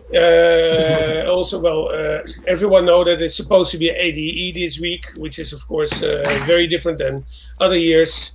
So I won't play at any clubs, but I am doing a live stream tomorrow and another live stream on Saturday. Saturdays for Welcome to the Future Festival, and for tomorrow is for a radio station, Amsterdam's Most Wanted. And that's basically what the near future holds for me now. Nice. So yeah, I encourage everybody to have a look at what Robin's doing. What about you, Reinier? Anything coming up that you want to share here? For ADE, I mean, anything. Anything. Yeah, not really actually. No. Okay, yeah. Joris. More mine. Yeah, fair enough. I mean, maybe Joris, you have something you want to share? Yeah, plenty of things. I've been very busy in this studio here, writing a lot of tracks, doing a lot more like stuff with my synthesizers. Something I actually haven't been doing for a long time. Because the traveling always, just having a few hours during the week to do studio stuff and writing albums and stuff. My window has been just this computer which I'm streaming from now, and it's nice to kind of step away from that. As a result, I've written a lot more like techno sounding tracks, and because it's just too many tracks and it's too much music, I've just like Reinier is saying, like I'm starting a new alias as well, which is great because it gives me a lot more like freedom. It feels like for techno more techno stuff. I mean, it's not going to be like 150 BPM shrunts, but it's going to be more like kind of like like classic sounding techno. And I'm really enjoying that. Besides that, I just made a new mix CD which features a collaboration with me and Jochem, Speedy J, which I'm really excited about. Nice. And hopefully, Jochem, we will be able to release an EP from the material that we recorded together. Did you get back into the recordings from that? Well, I remember there was some really sort of dubby halftime stuff. Yes, I think you did. Which sounded nice, yeah. You did press the halftime button during the session once. And then that was just to confuse you. it was actually really nice. From going like straight techno, we went into dub like right away. This flick of a switch. Yeah, I think there's a lot of interesting material. I would love to see how you would be able to give your take on the material that we have, and see if we can create like 2-3 tracks and sure. put that out. Let's go for it. Amazing. Awesome. So that's everybody's plug round then. So all I need to say then is thank you for watching, and thanks to the people on YouTube and on Twitch to join us and sending us all the questions, and it was great hanging out with all of you. Absolutely, guys. Nice for having us. Yeah, great to see you, and hopefully sometime soon in real life again. Absolutely. At some point, somewhere, sometime. Yeah, definitely. Was this the last one, Jochem, or something? Was that last one? What? Last not Twiddlers, or this is just ongoing projects? Yeah. This is for life, man. For life. Okay. We'll see. We'll be back soon. No, we will definitely continue doing these. It's sort of my night out in the pub. It's like hanging out with friends and colleagues and just chatting about music. twiddling knobs. It sounds really dirty. No, we will maybe we're thinking about continuing the jams that we did 20 of the Stay Home Sound System jams here in the studio, but we just finished an experiment with Robin and I did an online version, so syncing our hardware over the internet, and wow. we basically just did that as a proof of concept. Oh, really? And it works. So it's that's definitely a thing that I want to explore. Crazy. We'll do another one. Robin and I will do another one. It was a lot of fun. Yeah. Yeah, we'll do another one soon, and then basically from that moment on, I can invite people who cannot physically reach the studio but still want to do a stream and just jam. Yeah. And so that's a thing that we're exploring right now, and that will probably come by cool. on Twitch and YouTube very soon. So keep an eye out for that. Nice. Anyway, so thanks again, guys. It was fun. Thank you. Definitely. Have a Absolutely. good evening. Enjoy your night. And thanks for hanging out. Likewise. Ciao, ciao. See you guys soon. Okay. Bye bye. See you soon. Ciao. Hey, we zijn op de kermis. Ja. Doei. De laatste ronde.